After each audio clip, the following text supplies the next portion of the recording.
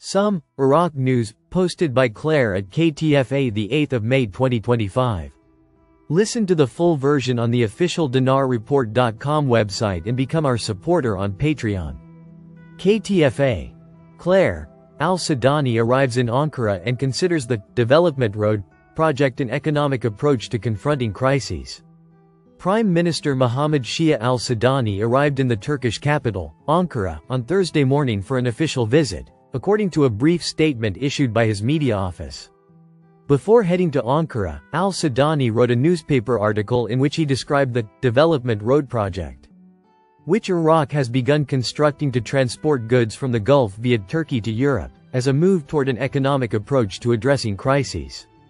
In his article, the Prime Minister said, Iraq calls for adopting an integrated economic approach that addresses development disparities and enhances collective capacity to confront food, energy, and supply chain crises. He added, the Development Road project, which is nearing completion, is a practical model for this approach and can serve as a foundation for genuine Arab partnerships. Al-Sudani continued, today, we are not only rebuilding Iraq, but we are also participating in reshaping the Middle East through a balanced foreign policy, informed leadership, development initiatives, and strategic partnerships. Al-Sudani's visit to Ankara came to participate in the meetings of the Iraqi-Turkish Supreme Council for Strategic Cooperation. Fahrettin Altan, the head of the Turkish presidency's communications department, confirmed in a post on Twitter on Wednesday that al-Sudani will make an official visit to Turkey accompanied by a high-level delegation and will meet with President Erdogan at the presidential complex in the capital, Ankara. The Turkish official added that Turkish-Iraqi relations and current regional and international developments will be discussed, in addition to holding a high-level Strategic Cooperation Council meeting between the two countries. Altan stated that documents aimed at strengthening cooperation in various fields between the two countries are expected to be signed during al-Sudani's visit, predicting that al-Sudani's visit will strengthen the already strong Turkish-Iraqi relations in many areas.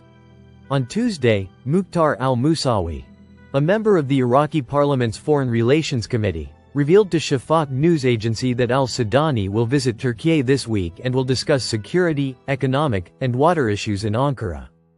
The Iraqi embassy in Ankara announced last Monday the arrival of an official Iraqi delegation in preparation for the signing of bilateral memoranda of understanding.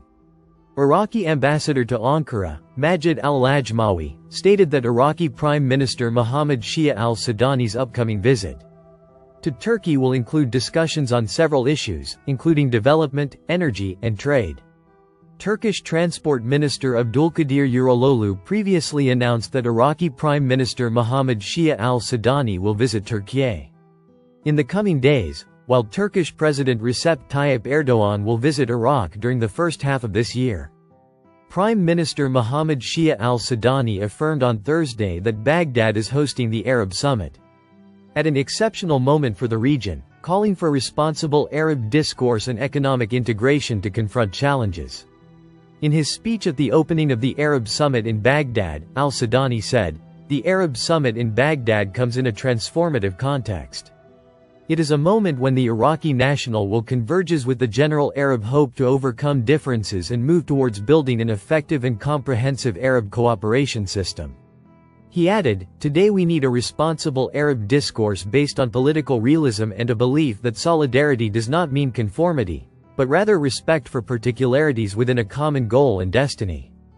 Al-Sudani pointed out that Iraq believes that strengthening Arab action begins with strengthening relations between Arab capitals from the Gulf to the Atlantic, based on mutual respect and non-interference in internal affairs.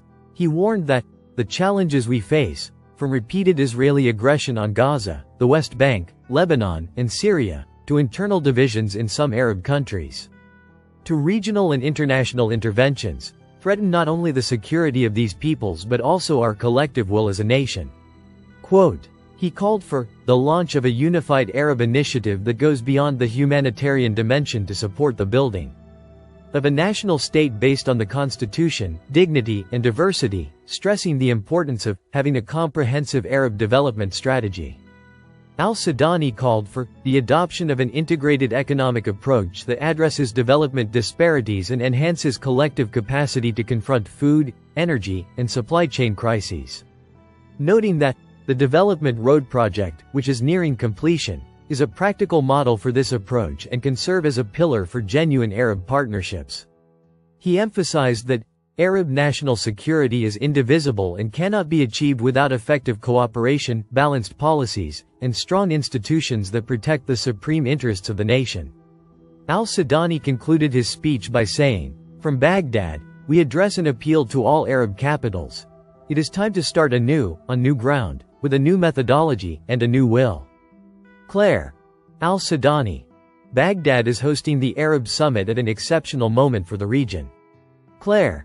The central bank's trilogy curbs the parallel market. The dollar drops to a historic low for the first time since 2022. The Iraqi dinar has seen a significant improvement in its value against the US dollar in Iraqi markets over the past few weeks, with the hard currency declining for the first time since 2022, reaching $141,000 per $100. Before Ramadan, the dollar exchange rate hovered around 150,000 dinars per $100. During Ramadan, the dollar exchange rate remained relatively stable at around 147,000 to 149,000 dinars per $100. However, with the beginning of April, coinciding with Trump's announcement of a tariff war, the dollar exchange rate in Iraq declined rapidly, reaching 142,000 dinars per $100 today. This improvement was driven by a package of monetary and regulatory policies that succeeded in reducing demand for foreign currency through informal channels. In this context, the Prime Minister's advisor for financial affairs, Mazhar Mohammad Saleh, identified three main factors that contributed to curbing the parallel market and strengthening the dinar. In an interview with Al-Iqtisad News, Saleh said that the Central Bank of Iraq has succeeded in meeting the dollar needs of major traders by strengthening national banks' reserves with their foreign correspondents, which are highly rated AAA banks, and by beginning to use alternative currencies such as the Emirati dirham, the euro, and the Chinese yuan in banking operations, especially with Iraq's main trading partners such as Turkey, the UAE, and China. This approach has contributed to accelerating remittances and reducing reliance on the parallel market. Small businesses accounted for approximately 60% of private sector trade in Iraq. Supported by new government measures, this category of traders was facilitated to access dollars directly through Iraqi banks, eliminating the need for expensive intermediaries. This contributed to absorbing a significant portion of the parallel demand for dollars. Saleh noted that travelers are now able to obtain dollars at the official exchange rate, 1,320 dinars per dollar, using electronic payment cards. In addition to the ability to obtain $3,000 in cash per month through official airport outlets, significantly reducing their reliance on the black market. Saleh emphasized that several supporting factors also contributed to reducing pressure on the dollar in the parallel market, including stricter legal procedures for dealing in dollars outside the banking system. This prompted individuals to avoid the legal risks associated with the black market and turn to gold as a savings instrument, due to global dollar fluctuations and concerns about the future of paper currency. Al-Sudani's advisor pointed to the increasing demand for government bonds with attractive semi-annual returns, which have become a reliable tool for preserving value away from speculation in the foreign exchange market. He also emphasized the success of hypermarkets in stabilizing the prices of basic commodities, which has weakened the impact of the parallel market on citizens' livelihoods and contributed to overall economic stability. Concluding his remarks, the Prime Minister's advisor noted that demand for gold has reached a historic peak, driven by growing concerns among Iraqis about the possibility of the U.S. Federal Reserve canceling or reducing some paper dollar denominations in the future.